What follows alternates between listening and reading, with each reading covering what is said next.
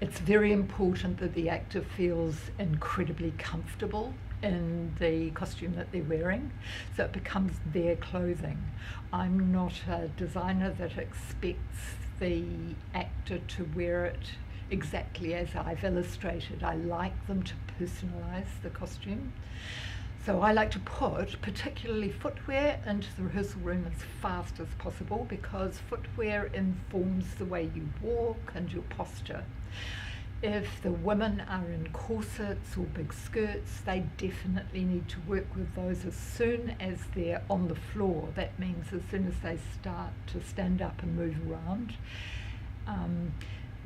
The corset obviously means that they sit differently, they can't bend over as easily, and so it's important that that becomes part of their personality. Then when I go in and I watch a run, that means when, say, they've worked right through Act 1 and I go in and watch the piece, I sometimes modify my design to enhance the character that they're developing. We work very closely together. I find it very important to work with the actor to create a garment.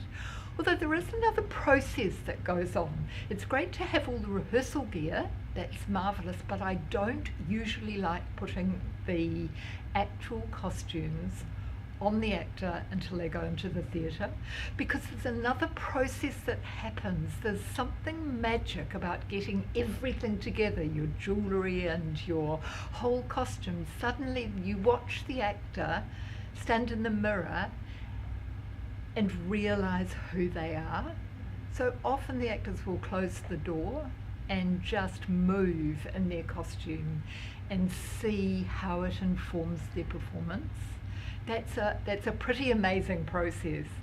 It means that the technical rehearsals can be quite chaotic, but that's wonderful too, because you see a new creation come up in front of you.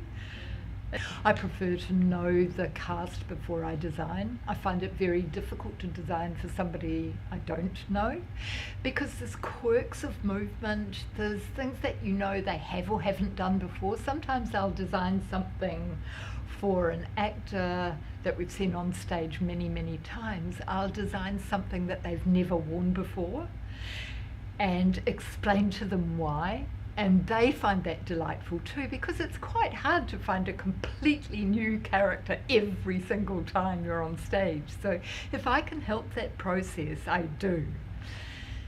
So it's often the new actors that I change the design for.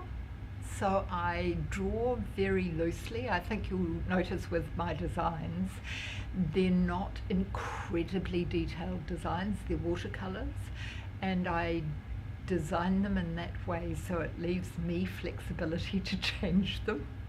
I knew her, a couple of them, like Kura Forrester, I had just seen in Perplex, and she was amazing, very, very brilliant. So I knew who she was, and I knew, so her character, Swinton, she's playing a male character, she's playing the head of the Freemasons, but because I knew who she was, I'd seen her and seen her move and talk, she was quite an easy one to start with. So I started with Kura, and she has, I still wanted to be feminine because she is female, not about playing a male character.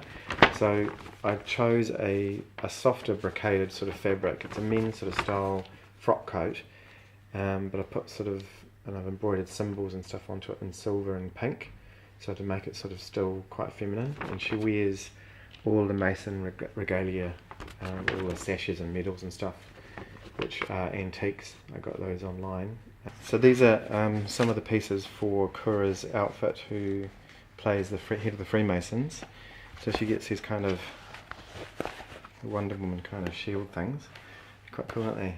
So this this was quite fun tracking this down. I got this off Etsy and Trade Me and stuff. So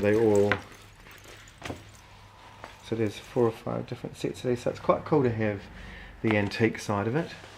Years and years ago, I did Caligula with Daniel Cormack, and she wore this corset. And then just to show you that my garments are then used in many, many other shows, it was placed onto a costume for Kate Louise, who was a much larger lady than Daniel Cormack, and it was used for, I'm not sure, another show. So it was pretty amazingly embellished. And then it was used in a children's show, and the sleeves were added in. So the costumes are always repurposed. If they're held in the ATC, they're not archived. They're actually living garments, and they're changed and developed, and that's fun. Awesome.